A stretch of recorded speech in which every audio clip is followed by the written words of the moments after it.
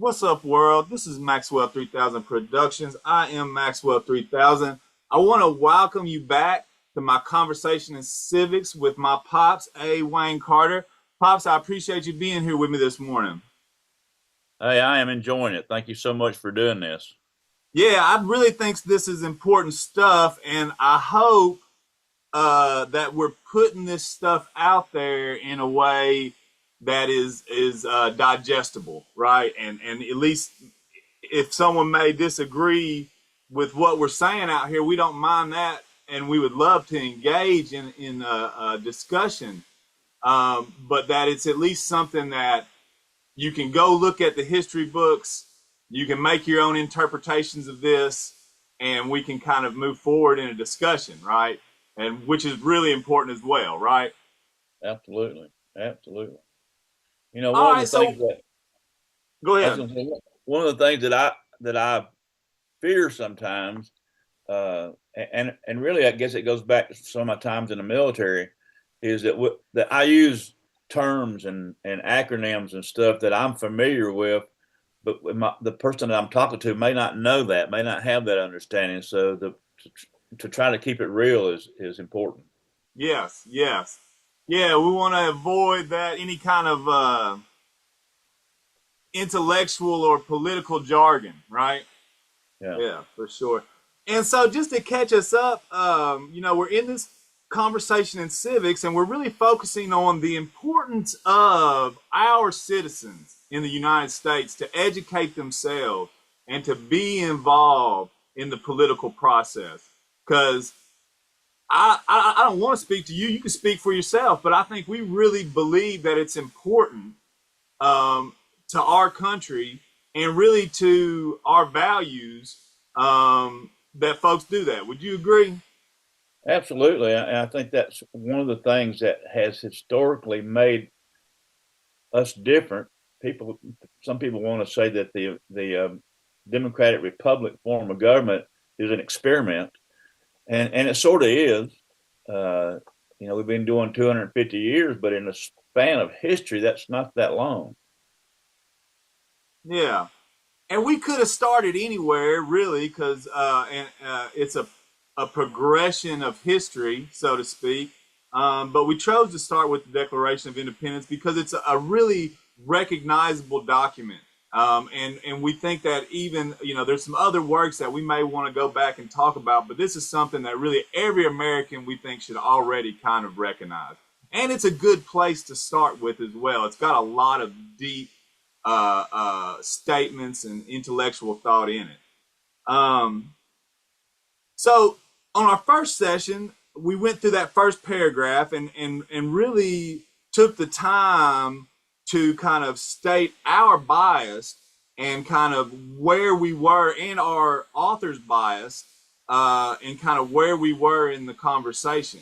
And I think it's kind of important to mention again that I get really inspired by this language and kind of this progression of European thought, right? But to say that these kind of thoughts started in Europe, or this was the first time this ever came about in the genealogy of civilization, would be inaccurate, right? Your earliest forms of philosophy and even the same type of enlightenment philosophy and what later on we have as transcendentalist philosophy in America, those ideas really started in Asia and Africa long before there was ever an idea of Europe. Is that fair to say? Yeah, I was thinking Plato, but I think you're accurate. It probably goes back before that. Yeah. Sure, sure. Um, So, and I think that's what that first paragraph, though, the authors were saying that this is where we're at in history, anyways. They were acknowledging where they were at in history. And I think that's important for us to do today, right? Uh, Last time we talked about the self evident truths and unalienable rights and really got into that idea of Locke's natural man and natural rights. Is there anything that you want to follow up on that, or maybe want to refresh the conversation before we kind of go forward? Well, I think the that I always have to keep in mind when reading or studying documents, particularly older documents, even documents of antiquity, is is not to forget who the audience was and how the audience was to the original readers or writers. Now we interpret it different now from our culture and how we've evolved as humanity, and that's good. And that's one thing that makes it a living document is because we do interpret it continuously, kind of like for me the Holy Scriptures. But I don't want to ever forget the original hearers. Well, and talk to me about that a little bit. What do you mean about their contemporary audience, right? Not our contemporary audience, but their contemporary audience. What do you mean by that? Well, one thing to consider is I, I think a big part of the audience to the original writers of the Declaration and the Constitution was the European monarchies, was English monarchy. That was the audience that they were really talking to. Of course, the colonies were there too and hearing it, but I think the primary audience was England and the other monarchies. Well, and so the monarchs, and I totally agree with you, but I may want to extend it even more. And so I said earlier that we decided to start at the Declaration, but there are some documents before, you and I kind of, before we got on here, we were talking about Thomas Paine and Common Sense and some of those propaganda material that was put out, and that was for the colonists, right?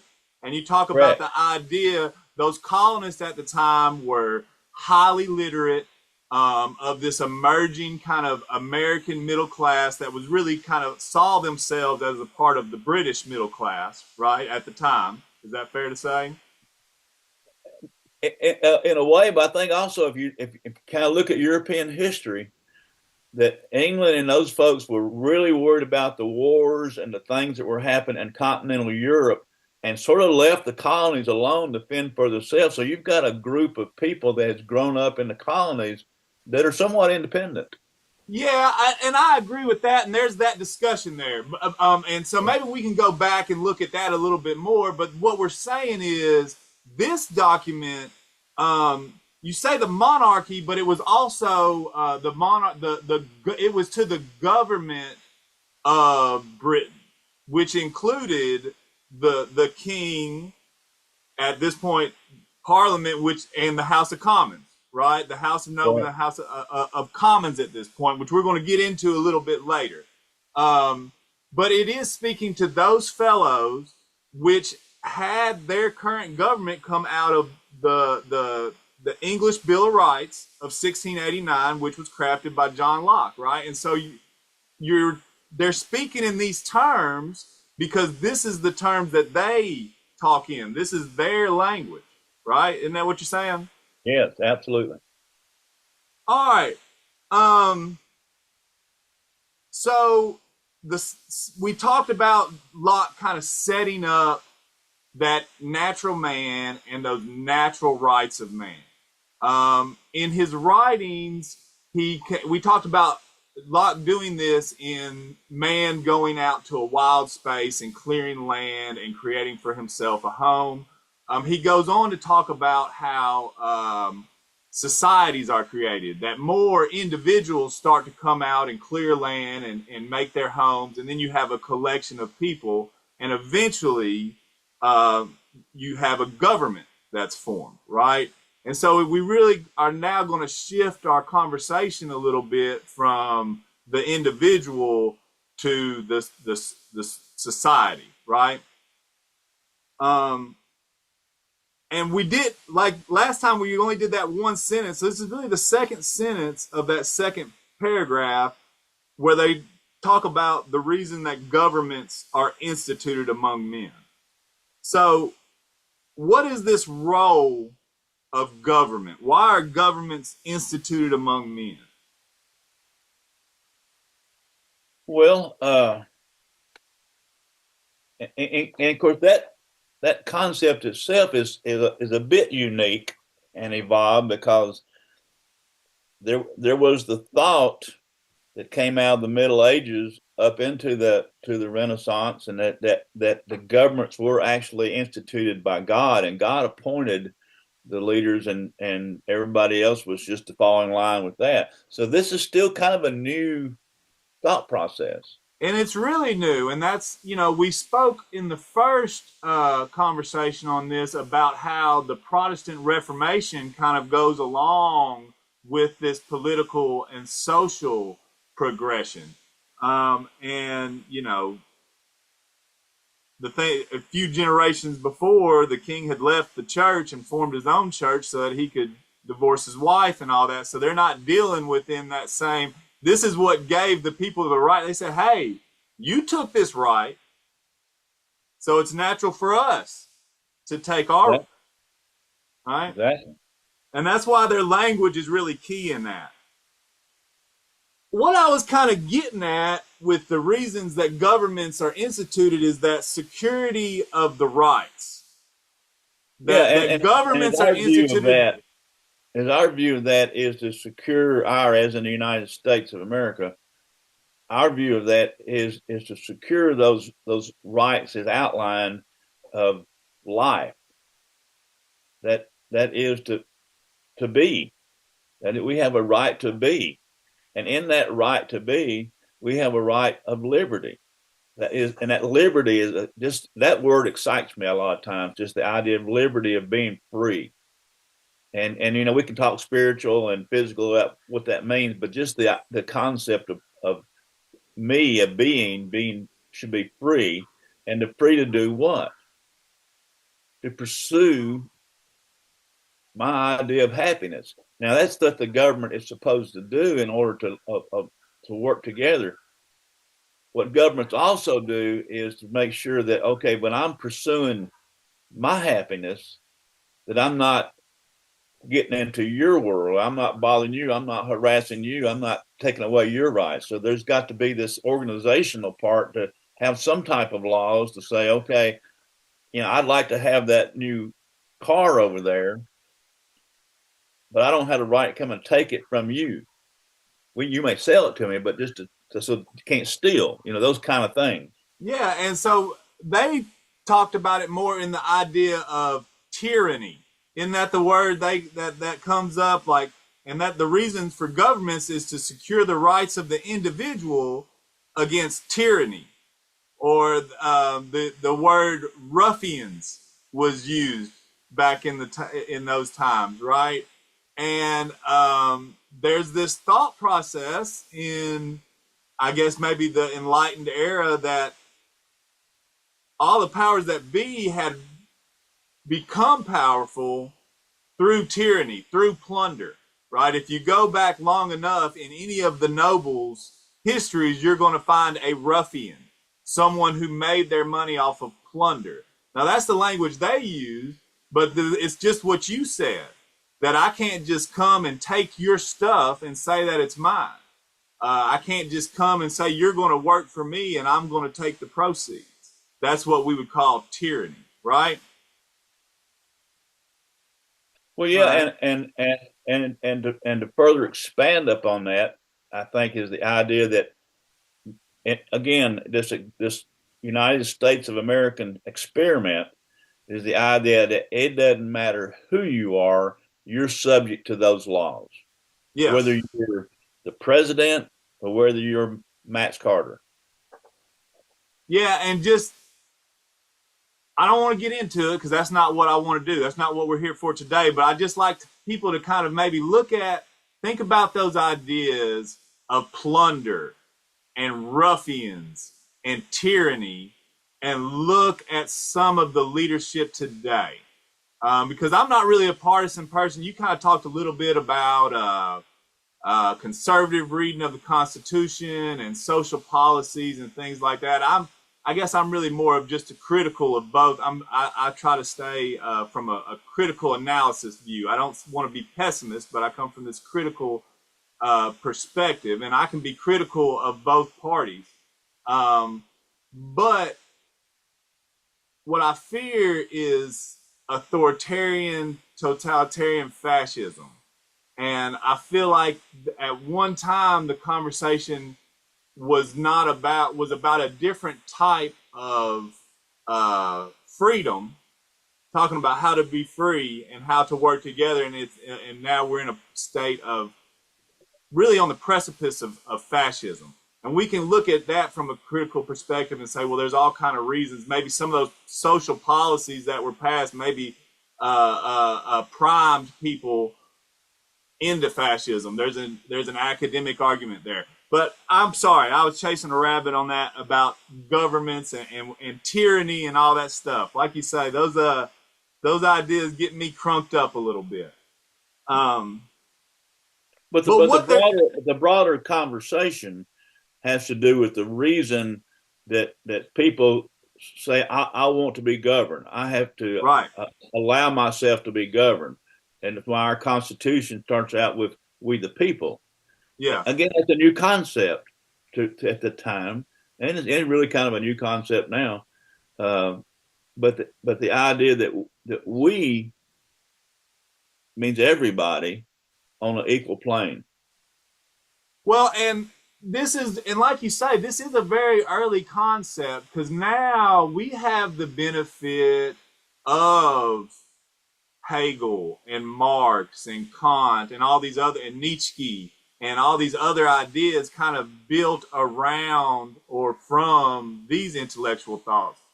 But at the time, they really didn't have, the social contract wasn't articulated like the way we view it now, right? You know, we didn't have Immanuel Kant articulate the social contract, right?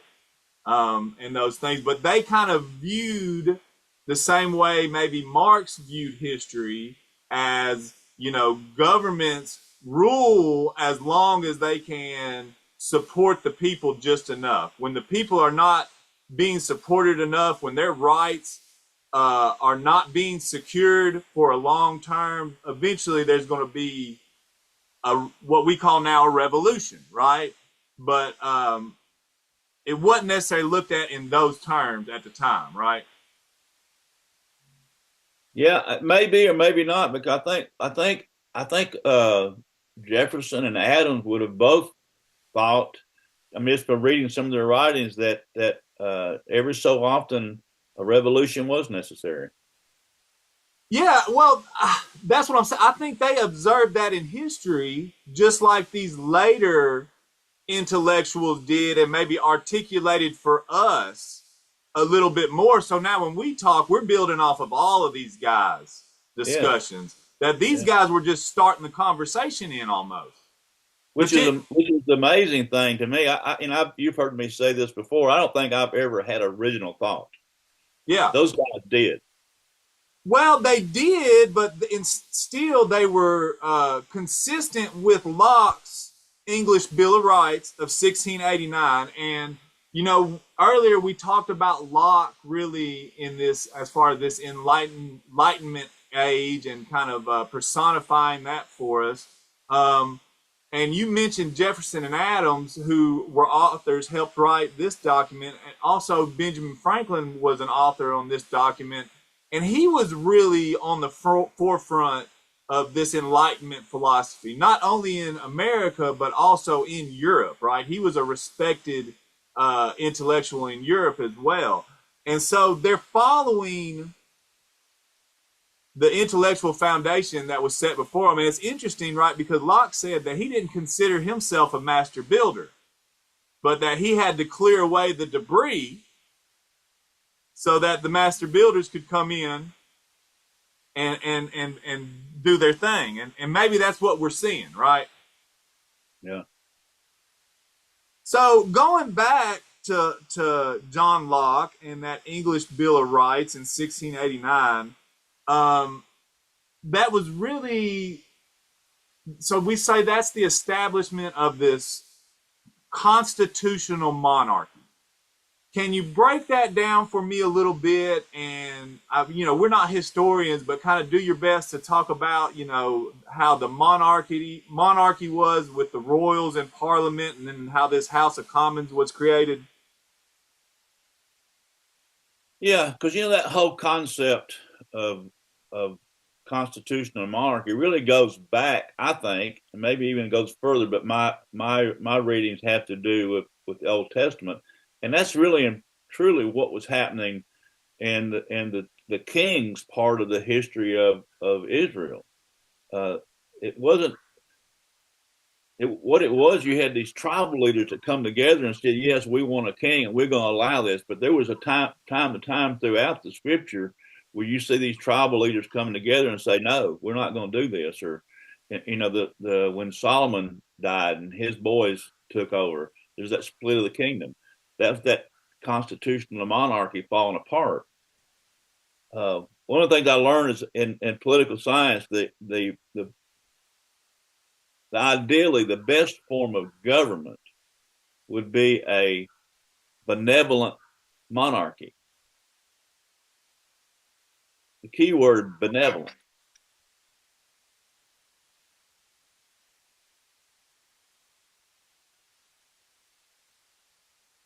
Yeah, I lost you. No, you're good to go. Yeah, I still got you.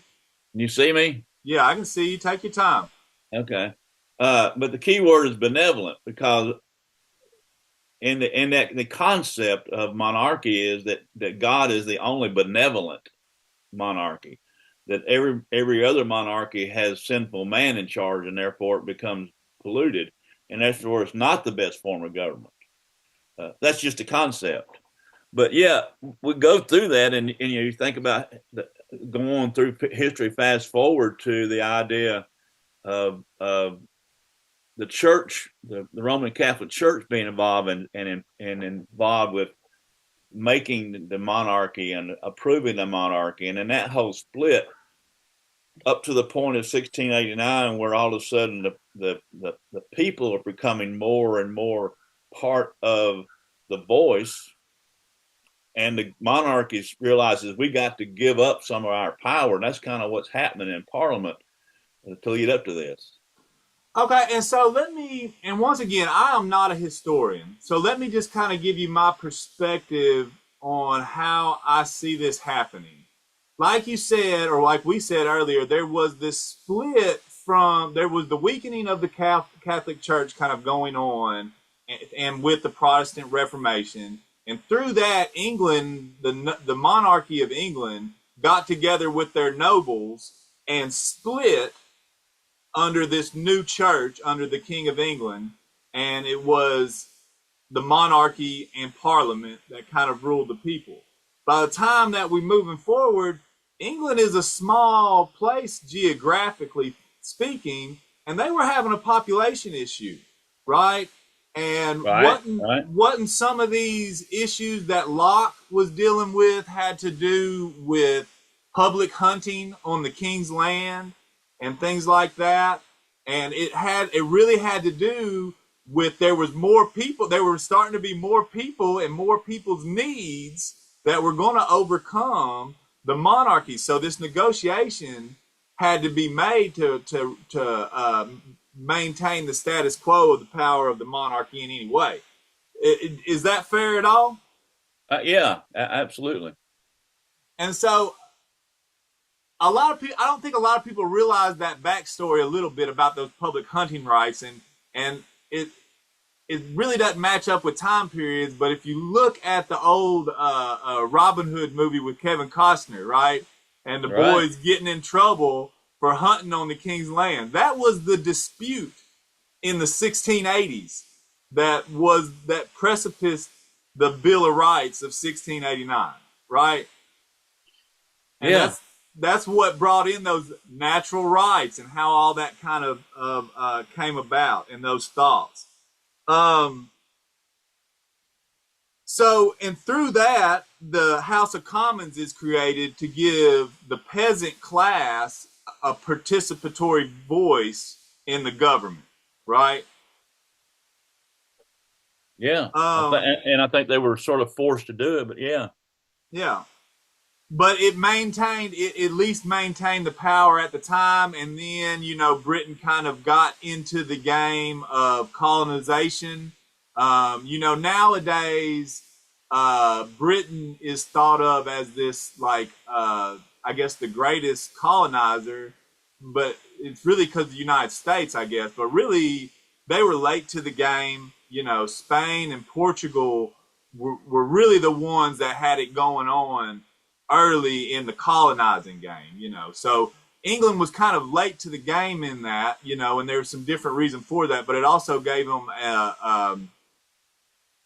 a way to find more economic resources outside of their geographical space, right? And that was really that population and that economic need is really what drove that. Is that fair to say as well? Yeah, yeah. I think it's in a way has always been economics. Yeah, Sure, sure. Those natural rights, securing those natural rights. yeah, It's always right, yeah. And so they go on and really are talking about the rights of the people to form a government, right? And saying that following this Enlightenment thought that governments are derived from the people, and that's really when they're pushing Locke's ideas. Um, they reason that the power of the government really comes from the people, right? And that's the new emerging thought. Um, and so in establishing it, the power of the government being within the people, they go even further to say that if a government is not securing those natural rights, the people have a right to change the government, right? yeah. And that would have been considered treason. Yeah, right. Yeah, no joke. Um, what do you think? How, I just think about those whole things, and he goes through and they talk about more of those rights as far as safety for the happiness and things like that. Um, I don't think we really need to revisit that unless you think it's necessary. They really just restate those natural rights and say when a government is not securing these rights, the people have a right to change it. And they're looking back at this House of Commons that was created in England to do that very thing, right? Yeah, absolutely. Yeah. Now, when we started this conversation about rights and our rights, I talked about this right of civil disobedience. And you said, well, you didn't know about that. Well, and I was thinking about that more, and I thought, well, maybe I really just took that from maybe some of my Thoreau philosophy. But then I'm looking at this document, right? And, well, before we get to that, they mentioned that this change in government shouldn't be taken lightly, right? I think it's interesting. They say it should not be changed for light or transient causes. That word transient was very important to me. And it's kind of the idea that these aren't things that are necessarily just relative to this time and this culture, but these are things that are always going to be issues. These are not going to be changing issues, right? But it says when a long train of abuses and usurpations pursuing invariably the same object, the security, reduces them under despotism. What does that word despotism mean to you? Um,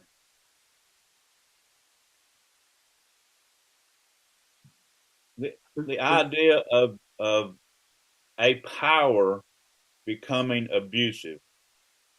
And absolutely, right? And in total control. Yeah, and so when it becomes that, it is their right, it is their duty to throw off such government and to provide new guards for their future. Now, that's not civil disobedience, like I said, right? The civil disobedience comes after our Constitution, right? But this is certainly, well, maybe it is civil disobedience. It's just a more violent or aggressive civil disobedience. What do you think about that concept? Well, I think the idea and the reason they put this down in writing was to start out with the idea of civil negotiations. Let's talk about this. Let's discuss it. Let's see if we can't reason a conclusion. That comes before violence. Yeah, and that Violence, all and violence there's is the last straw. The War of Independence was the last straw. yeah, yeah. And that's what they kind of say later on, that they had, that's what, with the long train of abuses and usurpations. We kind of know what abuses is. What's a usurpation? Say that again. Usurpation. They say when a long train of abuses and usurpations. What's what's the idea of usurpations? And I don't have that in front of me, but my thought process goes just by rethinking that is that we have gone through a long process. We have been patient going through this process, and we can no longer be patient. We have to go one step further. Yeah, and so for me, the idea of usurpation is the taking of your property, of either your finances or your property, right? And so that's the government, that's the abuse that's what you're, those taxes, right? When we precipice the declaration, that this isn't just some social thing. This is an economic thing, right? Yeah, I think at that point, but I think it's at least in my view of it, it's interesting to see those issues that become important post Constitution. Those things that we might look at as being important, but they're not important enough to go fight for. For example, taxes. We don't like taxes, but we realize that there's necessary. We're going to have a military. We're going to build bridges. We got to have money. So those, then we may disagree on how that money ought to be spent. We all kind of think, yeah, there's got to be some income for the government to function. That's one of those things I think post Constitution becomes a little more transparent than pre-Constitution. I think the issues, at least the big issue I see that happens post-Constitution, is who does this apply to? Who is a person? Yeah, and so what we're talking about is taxation without representation. That's the big key word. Yeah. That's the phrase that everybody's taught in elementary school, right? And that's what the House of Commons was, right, in Britain. So when they're saying this, they're furthering their thought. The point was that the colonies did not have representation in the House of Commons. And that's what created it. That's what made it usurpation. Not that you were taking my funds, but that you were taking my funds without any kind of my oversight or participation in how it's used and how the services are distributed. That's even if I disagree, I want to have a right to say that. Yeah, right. And for me, that's what makes it a usurpation, I guess. And I think that's important because they mention that again in closing this paragraph. And you talk about, talk about being a traitor, right? The history of the present King of Britain is a history of repeated injuries and usurpations, all having in direct object in the establishment of an absolute tyranny with a capital T, over these states. To prove this, let us the facts be submitted to a candid world. And they go through this list of grievances. But that's a bold statement, right? Okay. Yeah. And there was a lot that came up before that. We mentioned Common Sense before. I encourage every American to go read Common Sense. Really, anybody that wants to just understand propaganda, just in general. If you want to understand good technical propagandists, you should read Thomas Paine for sure. But that language had started before. But and that confrontation of tyranny had been going on for several years. But then to directly say that the king um, is responsible for this, was a big step, a big step. Yeah, Um, I think in history, maybe the thing that preceded that, uh, significance wise, may have been Martin Luther. sure. I mean, that's a huge part of all of the Yeah, progression to this. yeah. Yeah, yeah. All right. Well, as far as the document, after that they start going through their grievances, and we're not going to go through these grievances. We've talked about this. They get really redundant, and it really is just restating some of those natural rights, and then that taxation without representation. It's not said just like that, but they kind of articulate that in a lot of different ways, right? Yeah, yeah. um Well, and for in closing, after they give these grievances, they kind of restate that, hey, before we've decided to take this action, right? We've done other things. We've tried to negotiate, right? We have petitioned for redress, right? Isn't that kind of making the statement that we have petitioned the king to negotiate this stuff, right?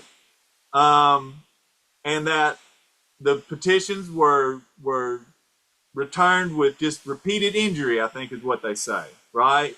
Um, Talk about him being a tyrant again, and tyrants shouldn't be ruling free people, right? And all that type of stuff. Um, just really a lot of powerful language in that. Um, Closing up, what are your thoughts? What needs to be added to this? What's the main takeaway that we should take away from this document and kind of setting up its importance for us today? Well, and of course, the thing that's on my mind, right now is the situation in Iran and how quickly that's going. A friend of mine I was talking to yesterday at prayer meeting, his son is being deployed to the Mid East right now in that situation. So we're praying for that and thinking about that. The the, the irony, I think, of what happened during the time of the development of the Constitution and now is we forget that it took years to develop the Constitution. Before that, it was years of negotiating peacefully to try to resolve this issue, and we're expecting peace or some resolution to happen over there within hours. Yeah, yeah, I think that's unrealistic. So I guess what the takeaway from this is that peaceful negotiations are are what's desired, but we live in this society where we want to go to the drive-through hamburger place and get our meal right now and not work for it and not think about it. It just takes time for that to happen, and we need to have patience. yeah. I agree with that for sure. But it just makes me think of other things when in reading this language and kind of going back and looking at this stuff. And hey, I'm a nerd. I read this stuff kind of once a year, right? I'm going to read the Declaration. I'm going to read the preamble and the Bill of Rights, the Constitution, the Bill of Rights. I'm going to read that much of it. And common sense. I'm kind of always reading that stuff amongst other things, and I do have this critical view of history. And when I say history, that's from our contemporary back, right? And I ask myself, have we become the tyranny in the world to the people? Did we separate from an empire to create another empire that's been engaging in colonization ever since it's been big enough and have the resources? And so there's just a lot of different conversations there, but it's what do we believe as the people?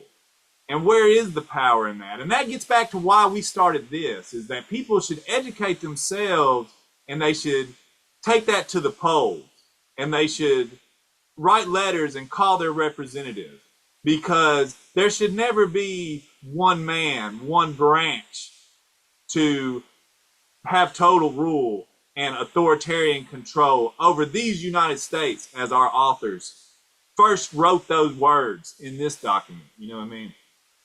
Well, and I think another thing to think about, and you just made me think of that, is, and we haven't got to the Constitution yet, but thinking about the Constitution, very clearly it develops powers within three branches, and branches have some of those ideas of the branches. There are specific duties of a branch. You know, for example, the congressional branch has got the purse. They have the authority, the only authority to do the budget. The executive branch, by and large, is to execute that administrate plan developed by the Congress. You know, that's the difference in it. And we've sort of, Congress has sort of given up a lot of their powers to the executive branch over the years. It probably needs to come back to Congress, and because Congress is more directly related to the people than the executive. And I'll just say that that's been a bipartisan thing. You say over the years that it has been a bipartisan thing to give more power to the executive branch. And so I would say, and this isn't a bipartisan thing, that I would go a little bit further to say that it is broken. The system has been broken, and it is our responsibility to tell our representatives, hey, y'all need to get to work, or you're going to lose your job. Right?